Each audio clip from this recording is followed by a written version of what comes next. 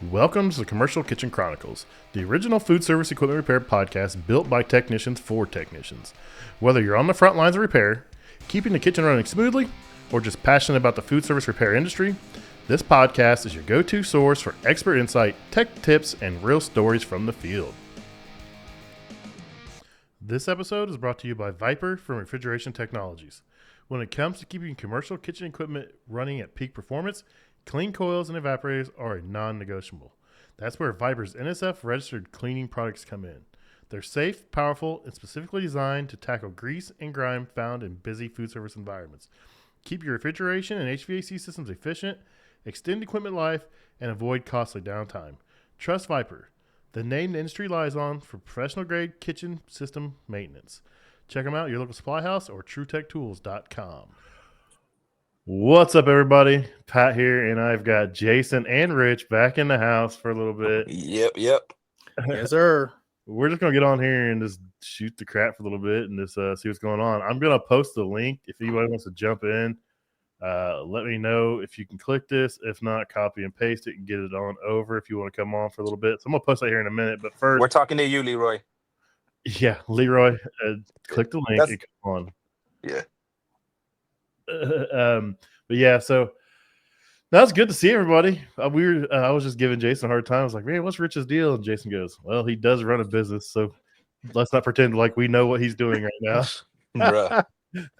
After the day I had today, I'm like, I need to jump on this show and get back to my chill. Cause that is one thing. Like being on this show has always been like a point where I could just like it's a chill point. You know what I'm saying? Like when stuff's crazy and we're tripping, we get together, start talking crap, whether it's just us or have guests or whatever.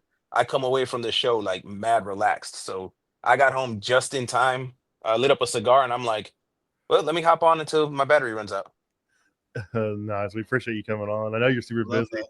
I know you got like a last minute walk-in build and install this week and a bunch of other stuff, plus service calls. We're doing 2 walk-ins this week. Jeez. And one of my guys is on vacation. Did the video game come out? Huh? Did a new video game come out or something? No, that guy takes a long weekend, I think. Next weekend, I think is when it is. One of my guys I think is at the beach this week. That was funny, dude. That whole post kind of like took off, and people were like, thought you were serious. You know what I mean? Like you were gonna give him the day off regardless, but you're like, what's your take? Just trying to see the feedback. And the funny thing was he was the one that told me to post it. He was like, bro, why don't you post that on social media and see what reaction people get? And then people are coming at me like, I didn't even know our programming requires you to put a reason, because y'all know how I am. I don't give a crap what you take the day off for. Like we give PTO, we give a lot of PTO, use it. Now, obviously, if you know we got a big job coming up, don't leave us hanging. You know what I mean? Consider it. Yeah. Like my guy that's on vacation now, if this stuff was on the books before he booked his vacation, he wouldn't try to take it off. It was stuff that came up while he was already in the process of leaving. Mm-hmm. But yeah, aside from that, just don't try to screw us. If something comes up and it's an emergency, then it is what it is. We'll figure it out. But aside from that, I don't care what you do with your PTO. Yeah, that post was great though. I loved it. I was like, yeah, it's his time. Whatever he wants to do. If he wants to stay home and play video games all the time. It's like my kids have done the same thing. Shoot, I did the same thing 15, 20 years ago. Yeah, why not, bro? You need a day off. Yeah, like you're like Rich ain't here to judge. He's just, as long as work gets done, he don't care.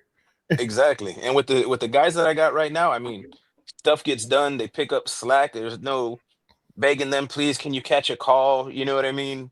None of that crap, bro. I got guys that are killing it right now, so I don't give a crap what they need. You know what I mean? Nice. Yeah, that's cool. Glad to see your guys are doing well and enjoying some of the benefits of you have to put out there for them as far as PTO and stuff like that.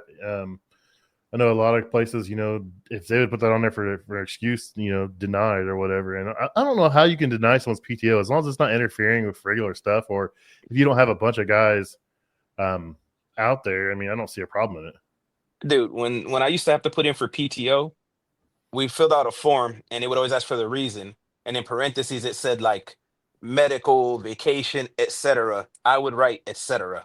on the line. That's the reason. Etc. Yes. You know what I mean? Like you don't need to know. I earn it. So you don't need to know what I'm taking the day off for. And no, you don't get the option to deny it. Like I'm not asking you for a day off. You know what I mean? again, I'm not going to screw nobody. You're not going to tell me that we've got a big project and I'm going to dip, in the middle of the project.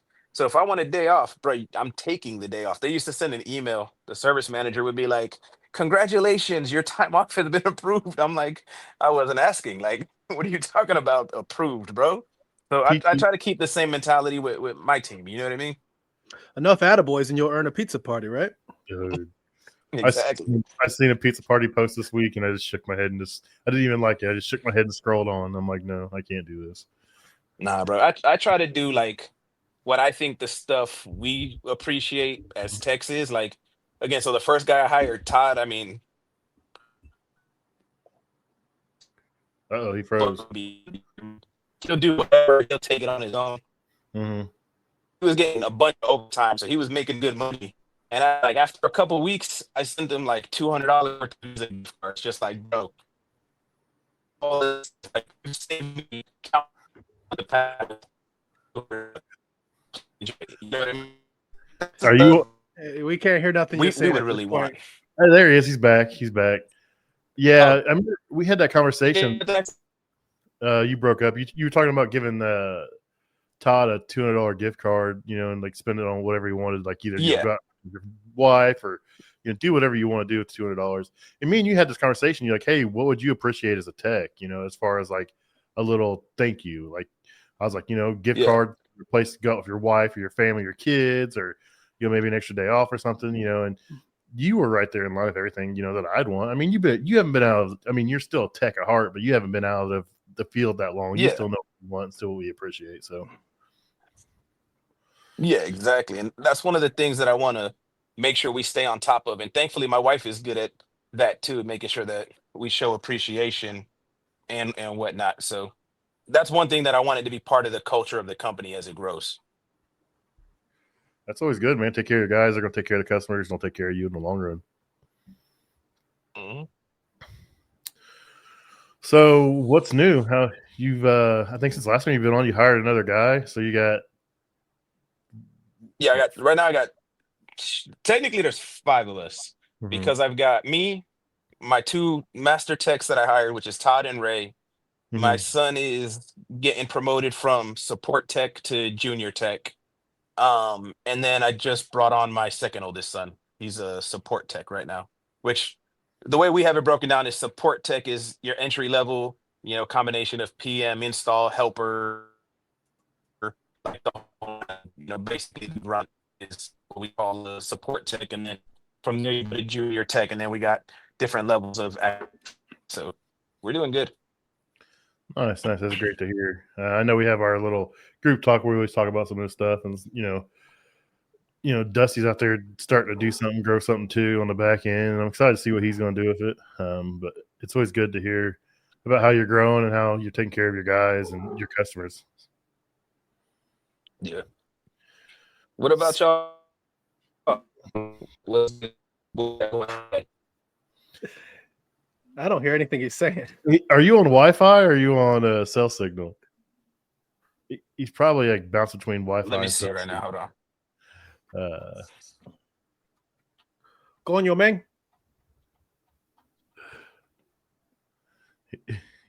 He's poking us.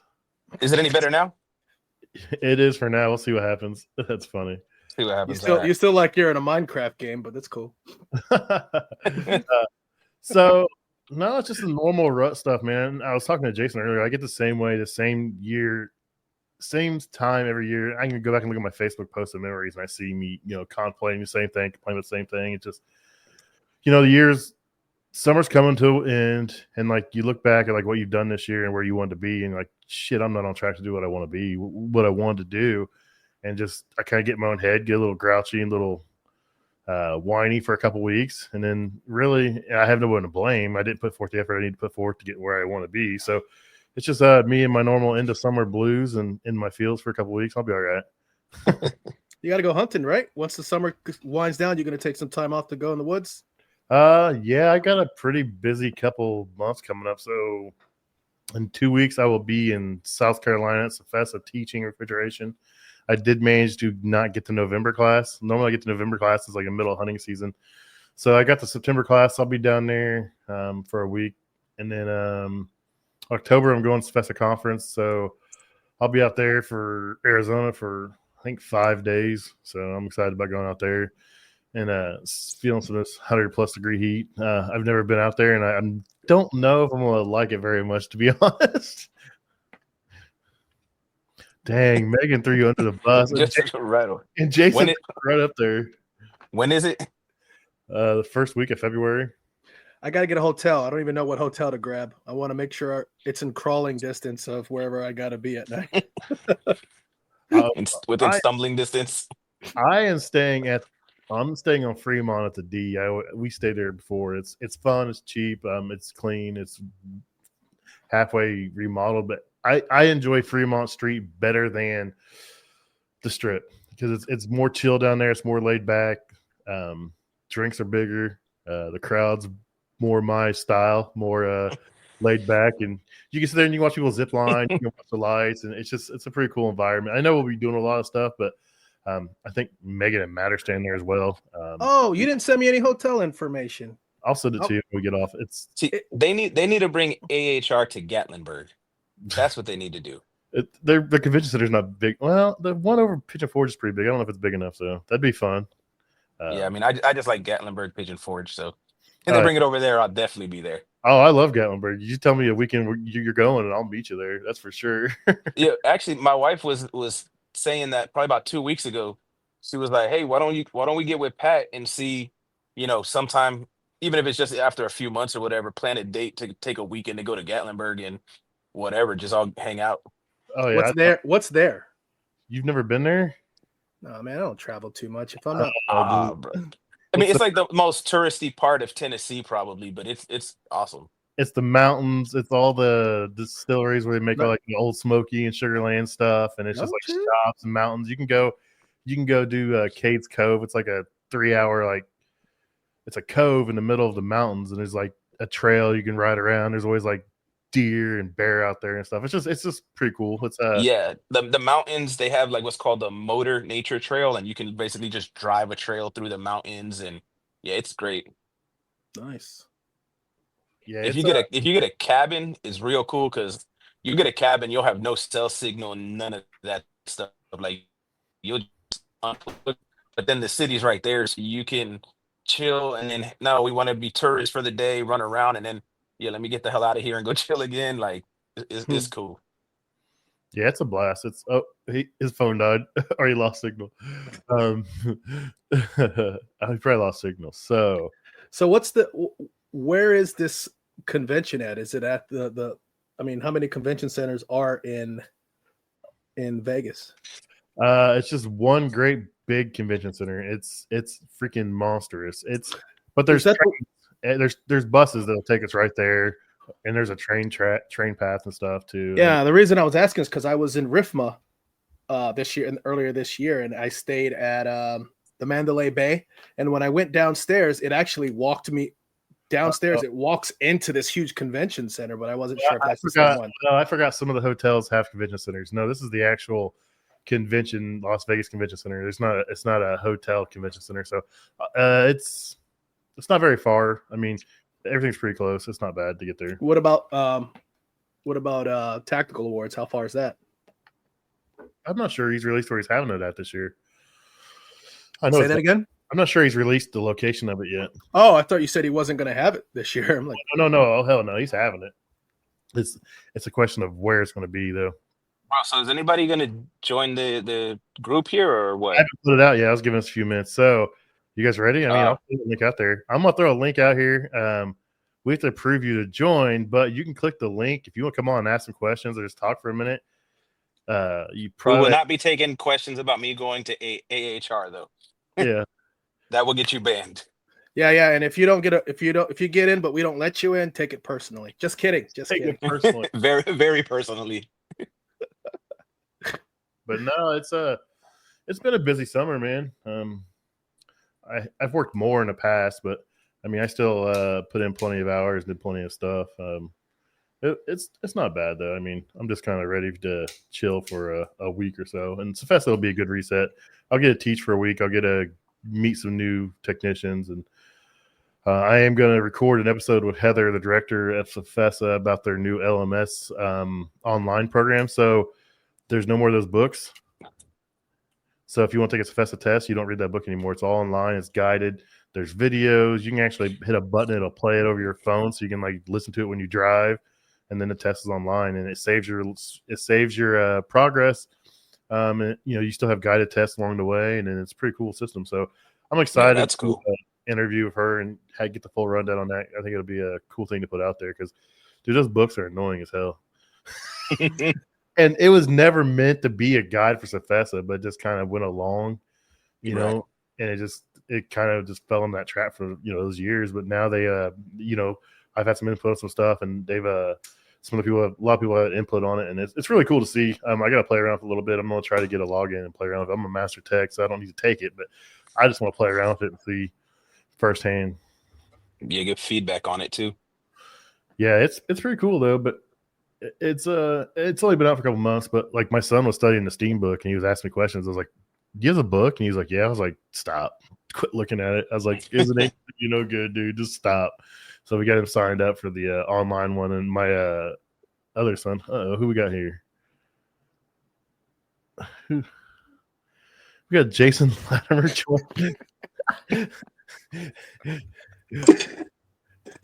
Look, he's in stereo. Wait, it's like 360 views. Oh, what's it say? Hey, I'll mute that one. I muted the other one. There you go. It says evil twin. Get me out of there. Is there two? Hold on. Let me pull him up. I got it. I'm being silly. Oh, you're good. We're having fun. So is there two levels of master and Cefesa now? No. Master's still the same. So once you get 3 tests, it is you're a certified master. They're actually talking about trying to make it a little more stringent, put a little more weight behind that title. Or for the love of God, please. I can't tell you how many master techs I know that honestly don't know how to use a meter. And that's legit. Yeah, and that's the bad thing. Like, no, you're not. I'm sorry. Leroy said he's too shy to join. If you can, come on, Leroy. If you can read and then take a test, I mean, that's the bad thing. Yeah, it's basically it. Yeah.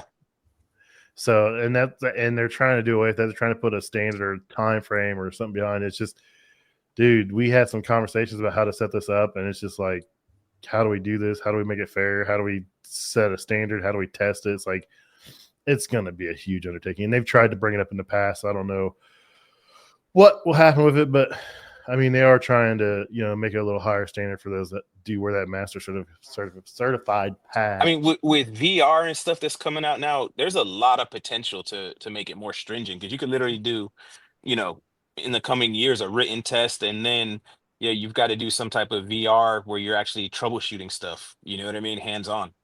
Yeah. So, Chris, if you have 3, you are a master certified tech. So, gas, steam, electric, that qualifies you for that. So, but yeah, it's cool. What else was I going to say about Cefesa? Oh, their contest, man. They put out a post about it, and I shared the shit out of it. But they are doing a full-fledged technician contest next year. It's called the Cefesa Top Tech Throwdown, and it's legit. It's two. So there's a hot side and a cold side, and there's going to be 2 different levels per. So you'll have like an entry level and then a master level for each, and then it's going to travel to each one of the regions. So you'll have a preliminary each one of the regions, and then the regional winners will get invited to Cefesa. Oh, I got one.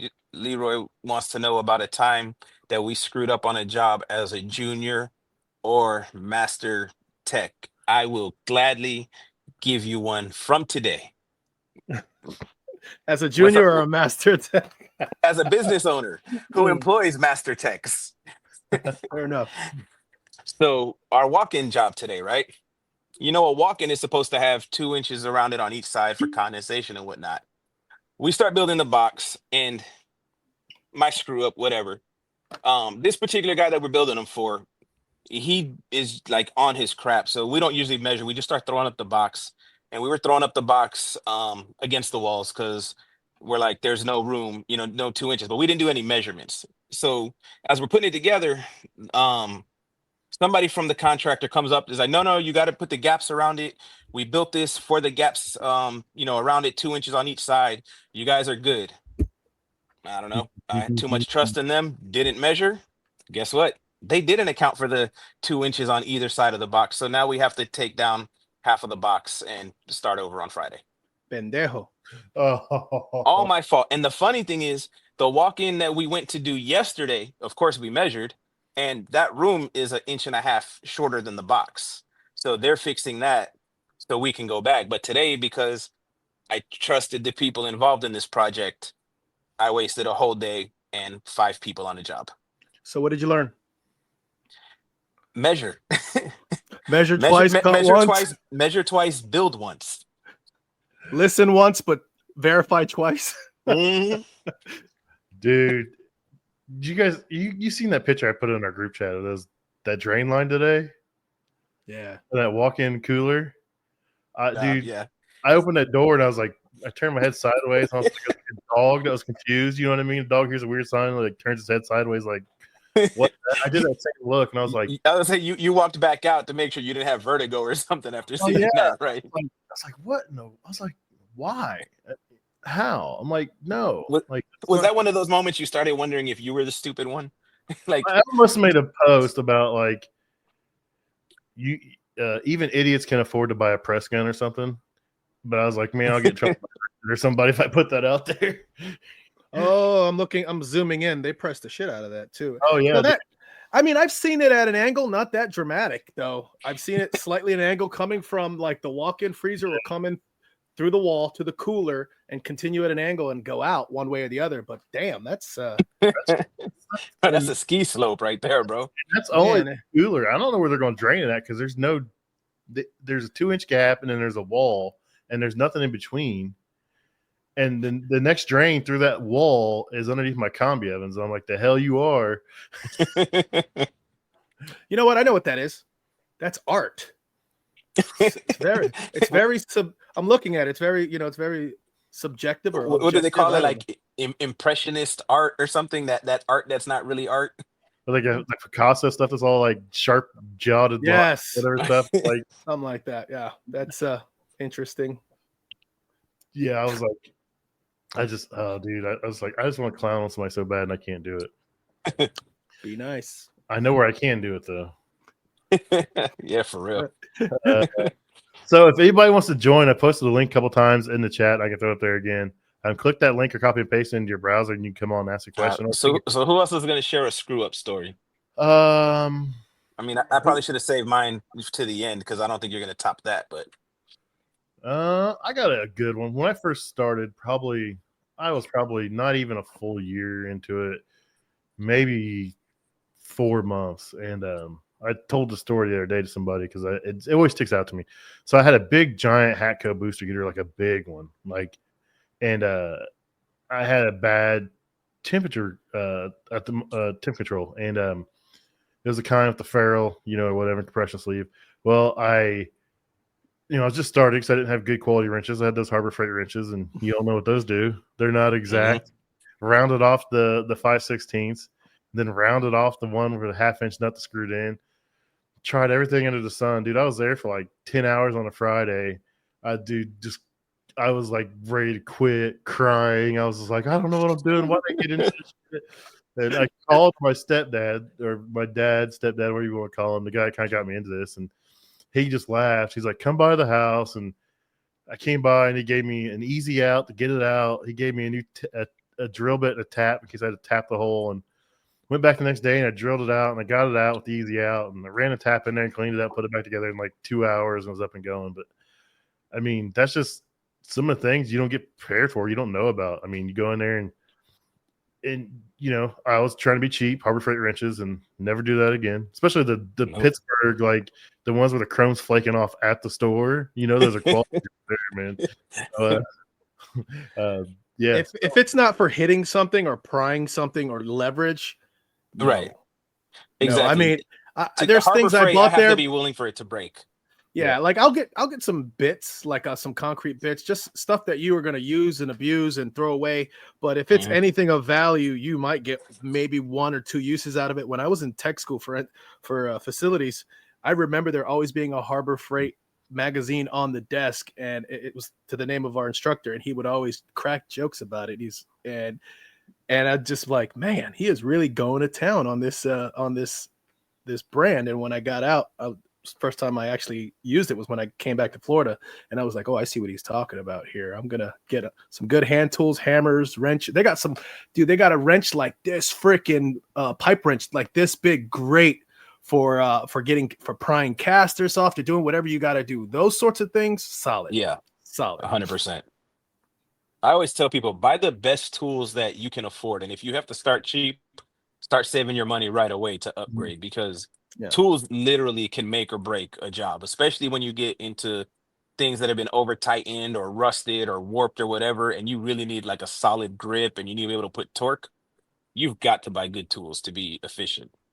Yeah, buy the best tool that you can afford at the time and then upgrade it later if you can. I mean, I'm not knocking anybody that uses Harbor Freight tools, and they've got good lines, they've got bad lines. Like Pittsburgh, yeah, exactly. Icon series is like their top of the line, and they're fairly expensive, and they're made by some of the same people that make some Snap-on stuff, I believe, from what I've seen online. Yeah.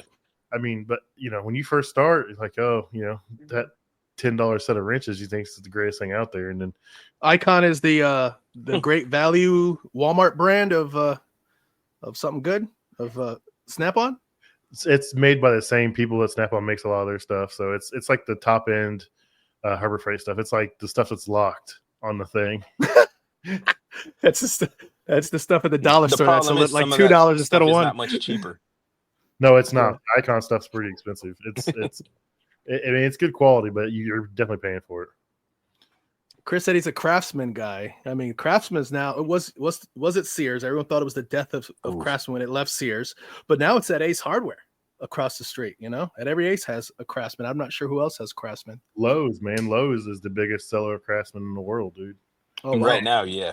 Yeah, I remember that because Luke's a big Milwaukee guy. Mm-hmm.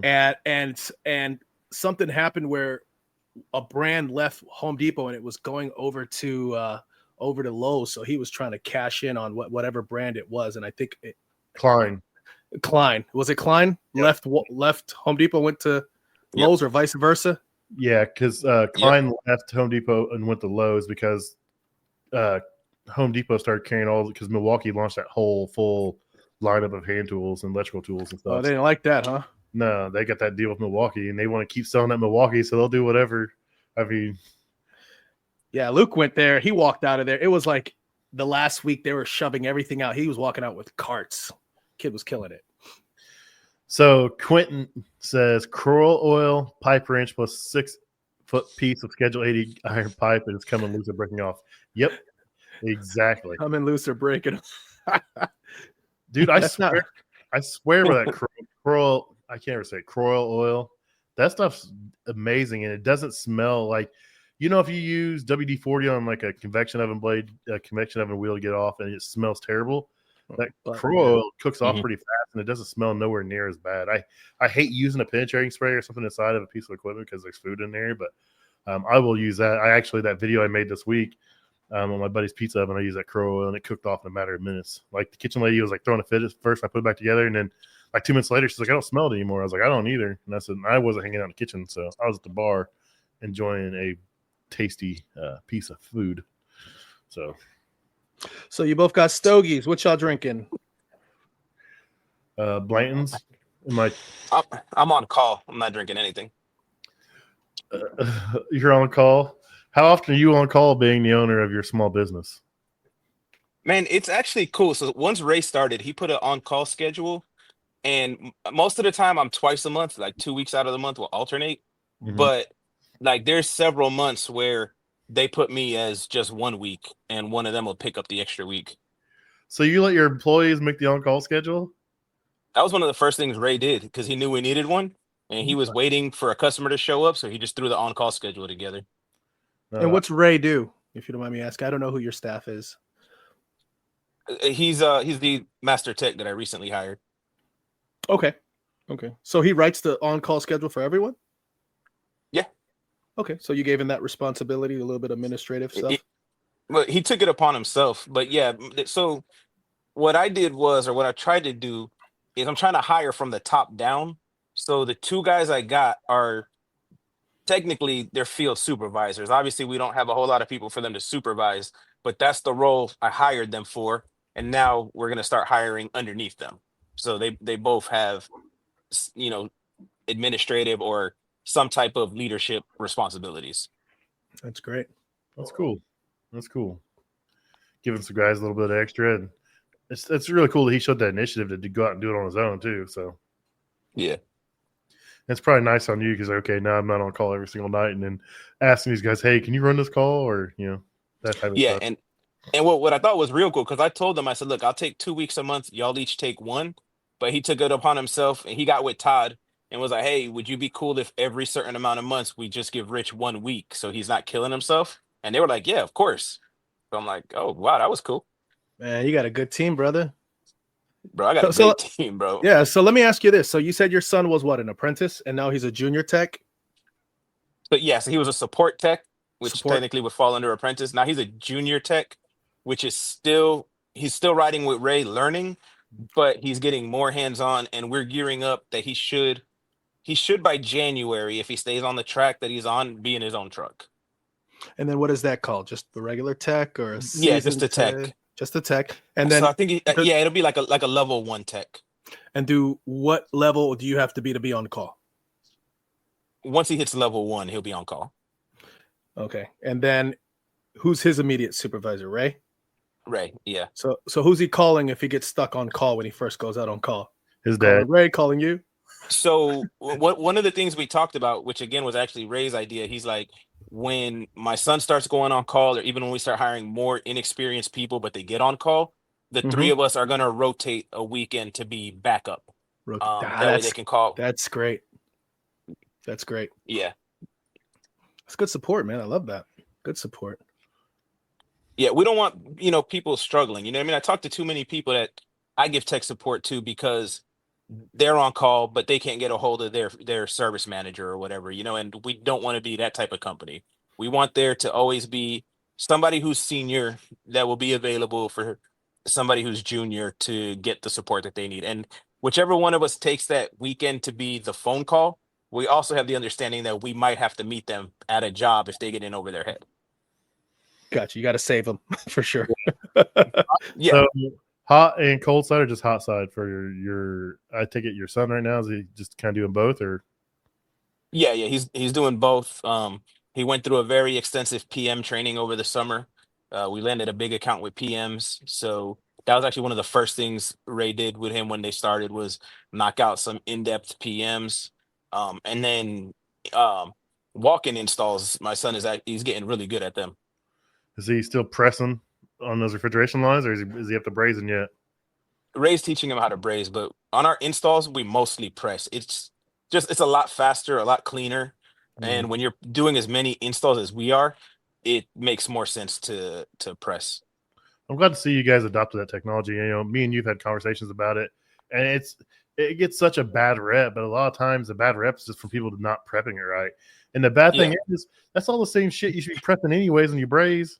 Like exactly. Cream, debird, clean, mark. I mean, it's all the same stuff. It's like it's not any extra steps, man. And the guys brazing's a little more forgiving because you're filling in, that joint, so you can be a little lazier. You shouldn't be, but guys will you can get away with it. Yeah, the same people who cut corners on brazing are definitely the ones who are screwing up the pressing. I think it's a character thing. If you don't straighten your shit out in regards to how you prep and how you do your work, that's gonna transfer to everything. Like they said, what it say in John Wick, how you do anything is how you do everything, right?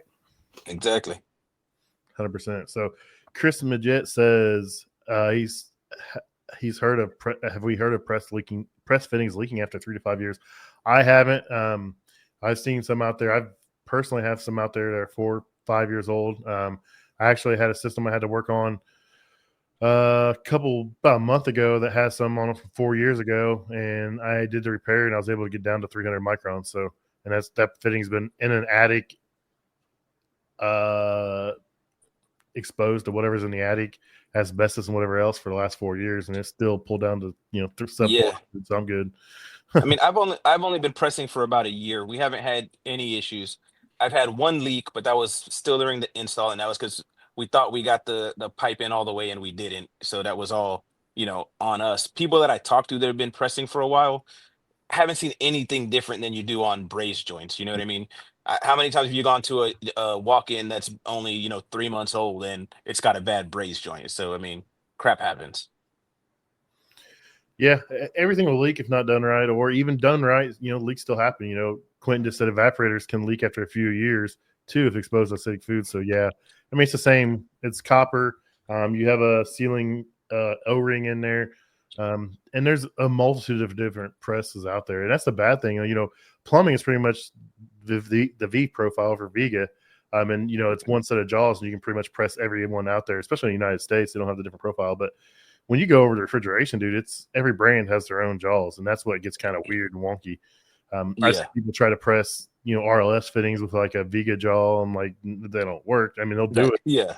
I'm like, no, it's a hexagonal press. The RLS is a fully round encapsulated press that presses all the way around, and it's make sure you just have the right jaw for what fitting you have, and you should be good to go. I just thought 100%. I've noticed a lot of people have the Milwaukee presses. So I don't have any. So I was on the impression that some of these were universal. Like it mattered about the clamp itself that goes around it. The tool is universal. The jaws and the fittings are not. So like we use Streamline because that's what's in our area. So all my refrigeration jaws are Streamline. All my fittings are Streamline, and then our line sets are Streamline because that's what's here.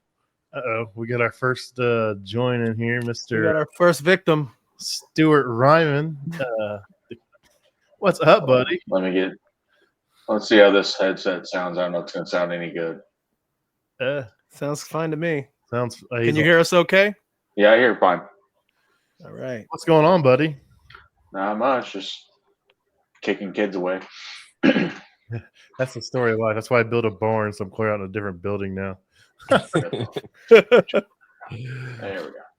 So yeah, Chris, I'll make a video on it. Let me get caught up on some stuff. Maybe I'll do it so fast because I got some press stuff down there. I'll make a video on pressing. I've got some out there. I haven't done one in a while. I really need to do some. I know I am having Zoomlock Max come on. I'm doing an interview with them tomorrow. So they make the Zoomlock Max press, and then they have the Zoomlock press stuff. I'm gonna talk to them about that, about the A2L and A3. And see what we can get over there. So I'm gonna get a little bit of information from them too tomorrow. So I'll get a video out there for you, Chris. And when I do, I'll make sure I tag you in it. So what's new, Stuart? Anything? Not much. I guess I have a new title at work called the training coordinator. Nice. I'm not sure what that means yet. Sounds like you don't know what the pay is either. I think we've all said that at some point. Like, oh, we got a new title. So Mechanical Environments wants to know what press filters you're using. So you're probably not pressing any filters right now. You're just the ones pre-installed on the condensing units. Yeah, exactly. So there is some companies out there that do make some ancillary fittings like filter dryers where they have the just the pipe size, longer stubs on them. So when you do get in that situation, I will tell you when I go to do a filter dryer, I just use get some flare fittings and press flare fittings on and use a flare dryer from then on out. Yeah, that's what I'm going to start doing because my local United has those fittings now too. Yep, and then anytime you got to change a filter dryer, you just take up 2 wrenches and some nylog and go to town, man. You're not dragging anything up there. Exactly. So it's a pre-made flare on a press? Yep. Oh, cool. So it takes all the guesswork out. You just torque it down to whatever it is and go. So. Do we need Stuart to answer Leroy's question? Uh-oh. Oh, yes, we do. Okay. He was already thinking about it. Nice. But yeah, I got 2 there, gas related. I think it was a still under production testing Garland Grill gas unit, Garland Pearl, back in 2018. It was an early one. Yeah. I forgot to put the manifold plug tap back in and put the panels back on. Yeah, and it went boom. Yeah, it was fine. It was okay, It was but salvageable. yeah, it just flashed and then shut off.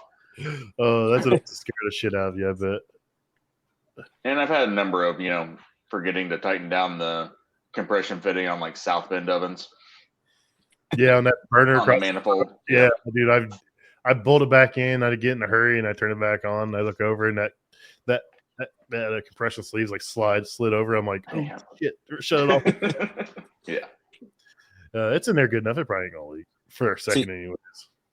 What's important is not the screw up; it's how you handle the screw up, right? So, like, I was working on a grill one time, and the thermostat wasn't. There was a problem; like it wasn't letting enough gas through, and I opened up what I thought was like an adjustment port. No, that it was, just you took off the cap and it was wide open. And when I did that, gas came out and the other burner that was running ignited the gas and a flame shot right to my face. And I moved back and the customer's like, man, what the heck? And I'm like, well, now I know we got gas coming in. That's what I needed to know. Smooth, bro. Smooth. Yep. How'd you put it out? Did you shut the gas off or Yeah, it killed the gas and then put the cap back on. I'm like, now I know we got gas there. We're good. They were like, oh, we thought you screwed up. And I'm thinking inside, I sure did.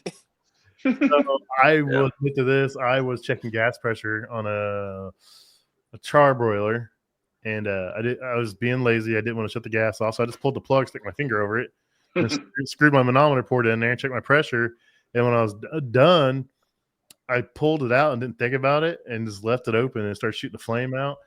So instead of shutting it off, I just stuck my finger back in the hole and plugged it. And the people were looking at me like I was a madman. I was like, what? It's only going to burn me for a second. It'll be all right. I put the plug back in it like nothing went on. And I was like, and I was just shaking. I was like, I did not let them see me shaking, but I was shaking. That was a bad deal right there, man. You're like, they don't smell that good. I've become so desensitized to, gas that I had one oven that, I left the port off and left the nut loose and it started flaming up as I was walking away to go write up notes. And ladies are like, and I just walk over and kind of tighten it by hand and put the wrench on it. Flame goes out and no, it's fine. Don't worry about that. Yep. And I've learned on multi-voltage motors, read the diagram 3 times. You know what I mean? To make sure you actually wire it for the right voltage. I learned that as I was halfway down a ladder on an almost 3-story building. I changed the motor. When I was up there, customers were like, yeah, it's great. I'm halfway down the ladder. Hey, it started smoking. What's going on? I ran back up and I'm like, oh, apparently I can't read. So you were talking about your son, and he did the PM training this summer. Now, I like to have a policy for my guys that are doing PMs on a roof to walk around and video every disconnect to make sure it's back on. Mm-hmm.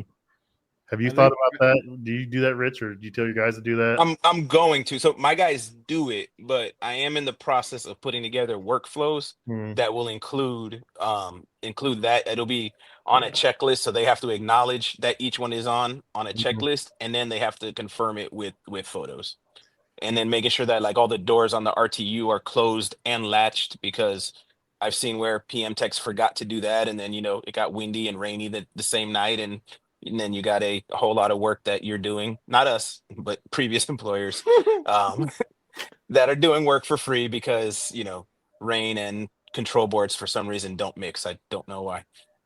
It only took me one time not turning something back on and I have ADHD and I probably got a little PTSD from it too. So now I just start doing that on my own because, dude, I'll be driving like 2 hours home or something, and I start freaking out. I'm like, did I turn anything back on? I'm like, do I need to turn back? Do I need to go back? Do I need to go back? I'm so bad about that. I'll check everything. I'll climb down the ladder. I'll put my stuff in my van. Then I'll go back up and check again. Exactly. Yeah, that little bit of extra time can save you a callback or save you some embarrassment with a customer, because there's nothing worse than, the customer calling the next day, hey, my AC's not working. Hey, my cooler's warm. And you get there and it's like the disconnect's off. Then you're like, okay, if you're a slime ball, you're going to make an excuse. But if you're a good person, you're like, hey, man, I'll have to disconnect off. Sorry about that. No charge. But, exactly. Someone must turn it off during deliveries. Yeah. Yeah. Yeah. I don't know what happened, man. It just we didn't have power. Yeah. I turned it back on. It's working. No, it doesn't work that way. Yep. What we got going on in the chat? So I think we're all caught up. So are you still in the field then, Stuart, or are you mainly Oh yeah, I'm still in the field for now. I probably will be. We're thinking it's going to be a rotating. Every other month I'll go hit the other branches and do different levels of training because we've got 3 other different branches I can travel to, and I'm thinking of doing, super green tech training, beginner tech, actual tech, junior tech, and then advanced technician training. So do a rolling rotation of training. Nice. I even messaged Taylor to get him on the show, and he won't do it. He just ghosts me. He's too shy. He is, yeah, he really is. He's a great guy. He's a great dude. Yeah, he's just super shy. I just give him a hard time. He just ignores me. I maybe I'll guild him into it one day. I doubt it though. I'll try. So have you been back down to the Mick lately? Not in a few months. It's been a little while. I'm trying to. I just saw that they posted something about a new perfect fry class. I'm not sure how long you can make a perfect fry class, but the afternoon. Yeah, I mean. So we have a gas station chain here now. Have perfect fries, and they weren't changing their filters. If you know what happens with perfect fry, if you don't change the filters, it melts the leak. It melts the leak and goes off. Dude, it's like they'd call them like, "Hey, our fire suppression went off." I'm like, "Order filters, order a fire suppression kit, and I'll see you in 2 days when this comes in." It's going to be like, dude, we had a chain of sandwich stores that I would swear one location went through 4 of them under warranty. A which? And they covered it every time. I don't know why they do it, man. That thing's a pain, dude. That scared the crap out of me. Putting the first one I did, first few I put them together, and I was like, dude, this thing goes off, I'm gonna be so hosed. Yeah, because you're always concerned about the everything done in the big ones. So yeah, and then make sure you pull the pin when you're done. Oh yeah, we got Leroy here. So in terms of manufacturers training, do you guys see the value in attending them? And what is the most important thing you want to take away from the session? So Leroy is a friend of ours, and he works for a combi manufacturer. I won't say the name because I don't want to get him in trouble, but a combi manufacturer overseas, and he does a lot of training. I see the value in it. It's just got to be I got to service them in that area or a potential service them in that area. So that's how it kind of works for us. My son, actually, both my sons are getting ready to attend training for your particular brand here in October, I think. And they thought they were going to Denver. They thought they were going to Denver, Colorado. It is Denver, North Carolina. It's Denver, North Carolina. And boy, are they disappointed. Suckers. I was like, why are they going to Colorado? So my son and Ray spent a week at UNOX up in Denver, and that training they said was awesome. My son learned a whole lot because I got him and Ray doing our UNOX installs also. Mm-hmm. And even Ray, who's an experienced tech, he was like, I understand combi ovens now. He was like, he kind of struggled with them.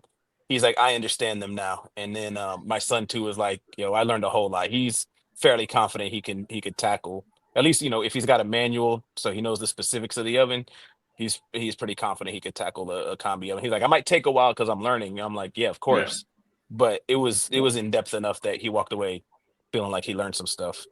Once you learn how to separate all the different systems out to their independent, mm-hmm. components, and then make sure that works in combi mode and hot air mode and, full steam, you're pretty much got everything.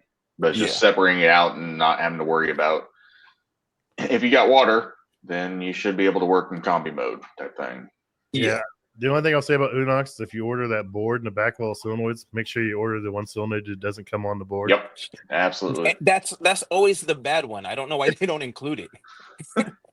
And any extra 90s or T's or save everything. And if you're going to a certain place that uses them, order the fuse and all the other small parts that go on the back of the oven too. The fuse holder. The fuse holder, yeah. yes. And the fuses, because the fuse is just a hair shorter than what we normally can find locally.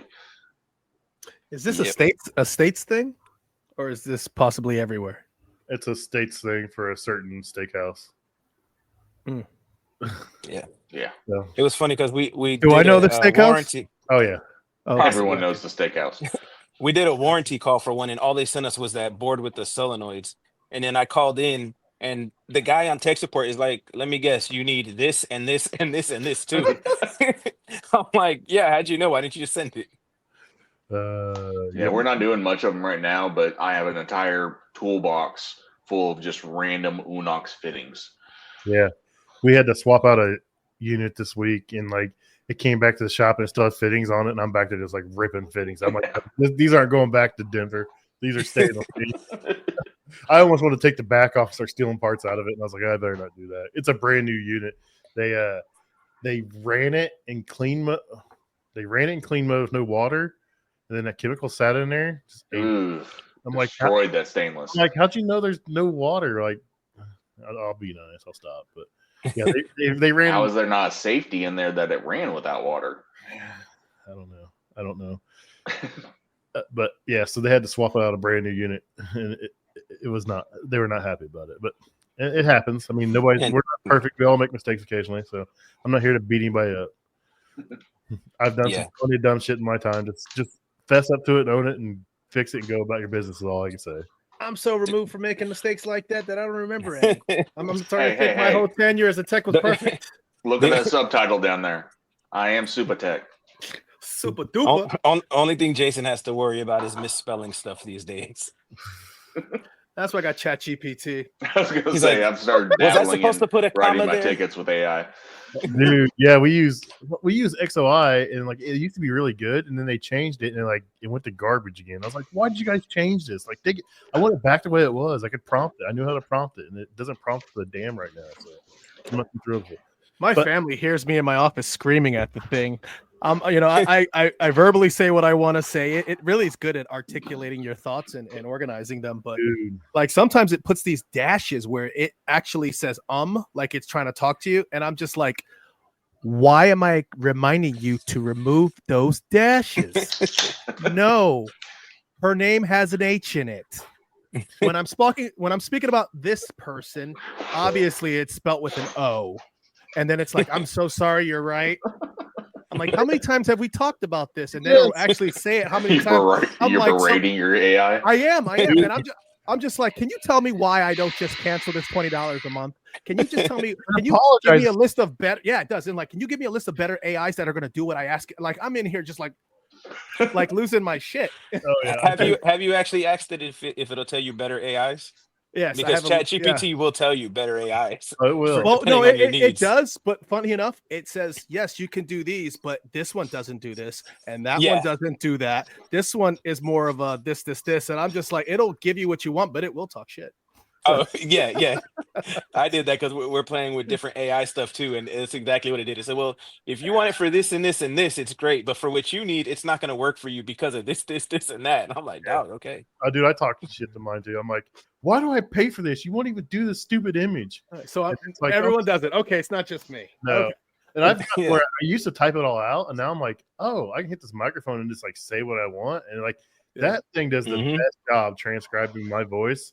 It does it perfect. I'm like, this is amazing. Like, okay. And so Chris has a good comment here. He says he's heard of people trying to fix their own equipment with ChatGPT. So Rich's son has figured out a cheat code for ChatGPT. You want to talk about that?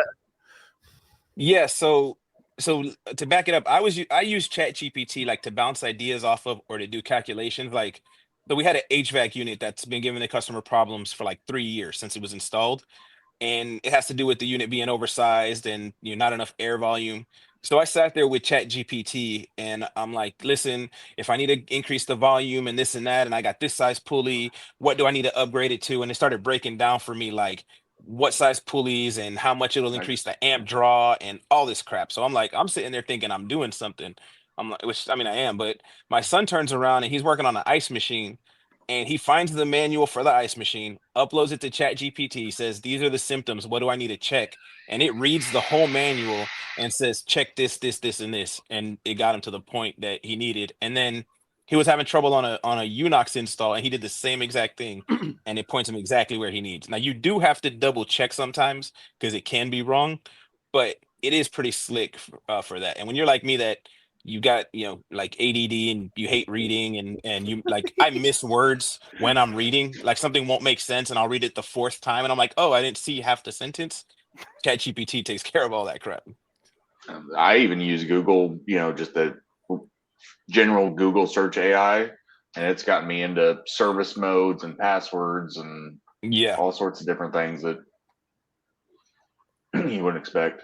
That's wild, Matt. So Matt says he had a facility that the tenant disconnected everything and reprogrammed their BMS with prompts from ChatGPT. So Did it work? Made up, it says. Yeah. So did it work? I mean, yeah, that's the question. That's wild, man. It's only as good as the information you feed it. So if you're going to feed it the manual, it's probably going to be pretty dang good. Yeah, but if you don't have the knowledge, at least at this point, first of all, you have to have the fundamentals, and you have to have the knowledge to know what to ask it and to double check it. Because, for example, like with that thing where I had it calculate the pulley size and the belt and this and that, at first it was throwing out stuff that was like, no, that's not going to work. And then I'm like, no, that's not going to work because of this. That's not going to work because of that. Then it starts refining and fine tuning. What I have noticed is the more we use it for like as a tech support, the better it becomes because it knows more what we're doing and what we're looking for. I haven't tried any of that yet. I just mainly use it to help me make posts and to help me create, scripts and stuff like that. I mean, I've gotten pretty good about putting information in there, so it doesn't tweak it a whole lot anymore just because I've been doing it for a few years now. But it can turn a dog turd into something fancy, man. I used it to get a proposal, 6-figure proposal passed because I got a legal letter, and it made me accelerate work that was supposed to be done that was budgeted for the next year. And we wanted to get it CapEx. So I uploaded the CapEx document. I uploaded that legal document. And then I started talking about why I feel this should be capitalized and this, and that. It took the information off that legal letter, off the CapEx, what I said, and it crafted pretty much just an explanation why we should approve something this big. And it was good to go. And I mean, it was a pretty lengthy legal letter. And I read it, but I was just like, I'm not scanning this for the stuff I want. So I uploaded it and I told it what I wanted out of it and I verified it and I was like, good to go. And it articulated it in a way that was very, very convincing. And it's funny because I'll say something because I want to get a point across. And then I'll be like, well, that sounds a little direct. Let's be a little bit more supportive, cooperative, and tactful. And it'll redo it. Like, it's like, all right, we'll make it fluffed for you, but it'll do it, and then other people, it's just like, no, I need to be more direct. It'll be like, listen here. I've trained mine to sound like me, so now most of the time when it creates something for me, it'll sound like me, but make it like easier to read or whatever. Or I can say, hey, sound a little less like me in this situation, and it'll do it. I don't know how it learned sarcasm pretty well too. I'm like, dude, and I'll tell you, creepy. Something that's cool. So a friend of mine, he actually uploads like his profit and loss statement and other financials from his business, and then we'll say, analyze them and tell me how we can be more profitable in this area without raising my labor rates, without charging more on parts or whatever his specific goal is. And it will analyze all his financials and then be like, well, if you do this, you do that, whatever. And then he goes obviously on the back end to double check it. And he's like, dude, it's like 99% on point. It fixed my LLC application because I kept bitching about it. And I was like, oh, let me see what ChatGPT says. And I uploaded it. And it was like, oh, you need to do this, this, and this. And I fixed it and uploaded it and it got accepted. And I was like, damn it, man. So ChatGPT saved a couple $100. What did Dave Chappelle say? ChatGPT is a hell of a drug. It's a hell of a drug. Or Skynet. Skynet's a hell of a drug right now. So Leroy says he finds younger techs are using ChatGPT for checking manuals nowadays. Yeah, I mean, they're 100%. They've been uploaded in there. Once they're up there, it knows it. They'll find it. So because, Parsedown doesn't have all of them, but maybe Manual's Lib or something like that, and it's easier to find it. Yep. That Leroy. Lib Yeah. scares me sometimes. I'm like, is this legit? Is this not legit? Man, that thing's been around so long, and back in the day, pulling it up, it was so janky. But no, it's been 100%. It's kind of hard to, scroll through pages because it does page by page but. Yeah, Leroy, you got a great point there. Your phone really is the best tool you have. Either finding information, looking up information, or reaching out to other techs for the information. It's pretty much number one anymore. 100%. So Tim said he just created a 12-week PM training program through AI, syllabus, daily agenda, daily schedule, test, answer key, cumulative test, final test, field evaluation, and certificate. We're going to try it out and have to tweak it, but we've been trying to put something together for years, and it did it in one day. Yeah, that's the thing. Bro, yeah, you can do all that stuff. Like I put in there, type in or generate me a workflow for oven installation, and it'll generate you an on-point workflow. Now you might have to tweak it here and there, but if you can get 85% of what you need done, and then you just got to tweak that 15%, you can start implementing processes and procedures. Like you said, something that you're trying to do for years, you get done in 2 weeks. I pay $20 a month. I pay $20 a month. Yeah, that's what I pay. I might need to do that for my training stuff. It's on my work phone, tablet. It's on all my devices, and they're all synced across, so it saves a lot of the stuff. It won't save from one to the next, but it will remember your preferences from what I see. But I do like just paying the 20. I mean, I could blow $20 a month on some empanadas. So I just use Taco Bell street tacos. I just use the web version. So whatever I jump on, I'm signed in on a web version, and it has all my history. You can go over to the side and bring history up and go from there. So I'll go back to like if I remember a funny video or something, or a funny part of an episode or something's relevant, I'll go back to that one and be like, hey, find this section of this and find it, and it'll go find it for me and put it up. So it'll timestamp stuff for me on YouTube. It's amazing what it'll do. But like I fight with it all the time now. I'm like, I'm sick of paying $20 and you give me all these stupid ass responses. Dude, I'm terrible, man. And it does. It apologizes, and it's like, I'm sorry. Yeah, I'm about to switch the voice. I think everyone has the same voice. I did listen to them at first, and I really think I might want the British female voice, because that one seems really soothing. I don't know. It's just you don't want the strong Australian guy. No, the European chick sounds better, but my wife's always like, man, you really talk to the AI too much. So I'm just gonna leave it with the dude. There's a dude to create a movie about that. Well, yeah, but there was a guy like earlier this summer. He created this AI chatbot, and like he asked her to marry him, but he was already like he had a girlfriend, was engaged to this chick, and the AI chatbot agreed to it. But the problem was like it only had so many words, and it ran out of words, and he had to reset it. And he was like all heartbroken and depressed because like he had to recreate it and it wasn't the same. I'm like, what is wrong with you, man? Make mental institutions great again. Dude, yes. Brum-pum-pum. Bring back the loony. Yo, how old is this guy? I need to know. I don't know. He was over in the UK somewhere. I'll have to find the article and send it to you. The UK. They put beans on potatoes with tuna. I mean, sorry, Leroy. Vinegar on chips. I don't know. Fish and chips I love fish and chips and bangers and mash. I'm down with that stuff. I love taking jabs at our UK friends. There's a TikTok account that all they do is a fish shop, and it's just like some chick dishing out fish and chips, and that's all it is. I'm like, I love a good beer battered shrimp fish. So what we got? Oh, Total Tech. No, we're not AI chatbots, buddy. You are. If you want to know who you are, say who you are. Elusive.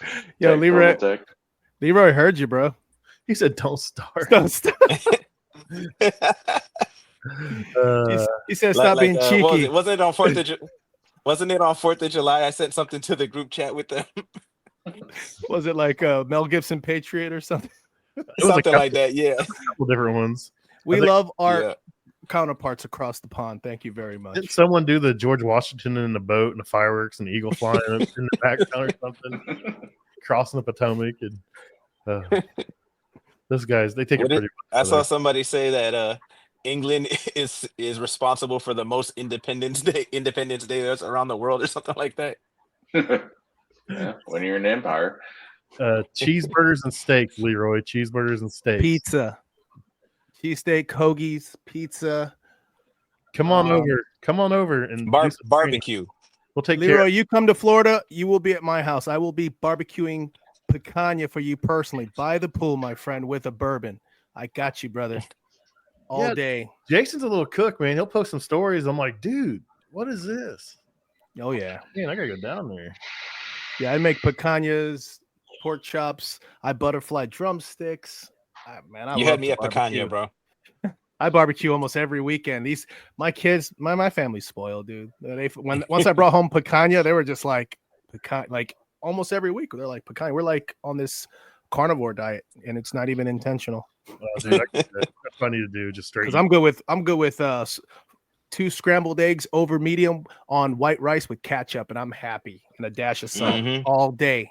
Rich has been posting food here lately too, and I'm like, man, that looks pretty good. Some Puerto Rican dishes are like, I was like, man, I see Rich throwing down though. I was gonna say my breakfast almost every morning is fried eggs and bacon. I'm down with that too. Yeah, for real. Some thick cut bacon, man, all day. And I got high blood pressure. It's no bueno. No bueno. Well, hey fellas, it's that time, my friends. Oh yeah, we've been going for an hour and 5 minutes. Yeah, this was fun. We'll do this again soon, and we'll get some more people on. Maybe Leroy won't be. And he had just as many comments as in the chat that he would have had just in person. It would have been great. Yeah, we need to do it on the weekend earlier so we can get those guys on and talk to those guys about what they're doing over there in the UK, because they're spreading some awareness over there. They're doing some good stuff for those guys. They're doing great. And I really appreciate what they're doing, and they support us, and we support them, and they're a good group of guys. So yeah, 100%. Thanks for jumping on for a little bit, Stuart, and hanging out. Yeah. You had some kids probably screaming in the background. You may go out in the yard or something. Well, I waited until they left, but yeah. Super Tech. I appreciate you guys coming on and hanging out for a little bit, and it was good seeing you guys. So have a good night. I'm glad I finally made it. Yeah, you finally got the night off. Oh, he just straight bounced. If you guys would, please consider subscribing, rating, and reviewing the podcast. It really helps us grow and helps us know which direction to move in. Also, if you have any suggestions for guests, please email me at commercialkitchenchronicles@gmail.com. Or if you want to be a guest, email me. Love to have you guys on. Thanks a lot. See you next week.